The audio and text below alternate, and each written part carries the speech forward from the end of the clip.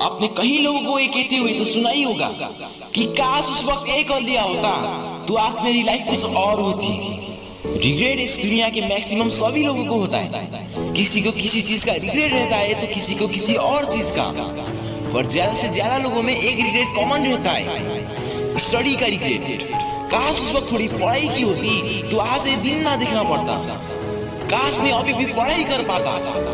किसी भी चीज को करने की एक उम्र होती है और उस उम्र में जो करना चाहिए उस चीज को नहीं करोगे तो दोबारा नहीं आएगा, क्योंकि गुजरा हुआ वक्त कभी भी वापस नहीं आता। और आप भी स्टूडेंट हो तो ये बात हमेशा याद रखना कि आपको भी आगे रिग्रेट होगा कि मैंने ये नहीं किया, मैंने पढ़ने की उम्र में टाइम वेस्ट किया, पढ़ाई से ज्यादा लड़कियों पर ध्यान दिया, और जिस समय में मैं खुद को योग्य बना सकता था उस वक्त मैंने नहीं बनाया।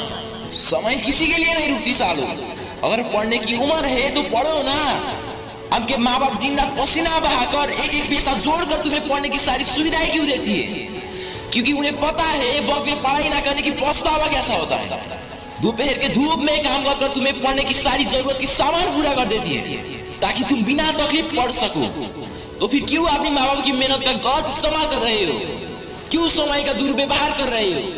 अगर आज पढ़ाई ना कर फालतू की चीजों में टाइम वेस्ट करोगे तो मुश्किल आपको ही होगा। बाद में जाकर तुम्हें अपने किए पर पछतावा होगा कि काश थोड़ी अच्छे से पढ़ाई कर लिया होता। और तुम सोचोगे कि मेरे तो पढ़ाई करने की उम्र निकल गया, अब मैं मेहनत करूंगा और अपने बच्चे को अच्छे से पढ़ाऊंगा।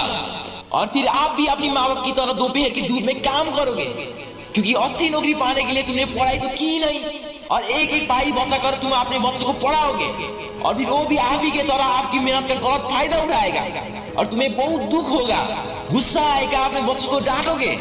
तुम्हारे बच्चे तुमसे कहेंगे कि आपने अच्छे से पढ़ाई क्यों नहीं किया, तो उस वक्त तुम कुछ नहीं कह सकते। अपने बच्चों की ही नजर में आप गिर जाओगे। इसलिए आगे जाकर ऐसी परेशानियां ना आए, तुम्हें दोपहर के धूप में काम करना ना पड़े, बाद में जाकर अपने बच्चों के लिए तुम खुद रोल मॉडल बन सके।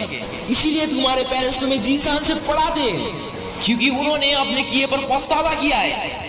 हो सकता है उनके समय में पढ़ाई का उतना फैसिलिटीज नहीं था, उनके पेरेंट्स ने सपोर्ट नहीं किया होगा, पर तुम्हारे पेरेंट्स तो तुम्हें फुल सपोर्ट कर रहे हैं ना, सारी फैसिलिटीज दे रहे हैं ना। तो फिर क्या परेशानियां है पढ़ाई करने में? तुम्हारे ऊपर तुम्हारी माँ बाप की कर्जा लगी होती है, जिसे पूरा करना एक औरत का फर्ज होता है।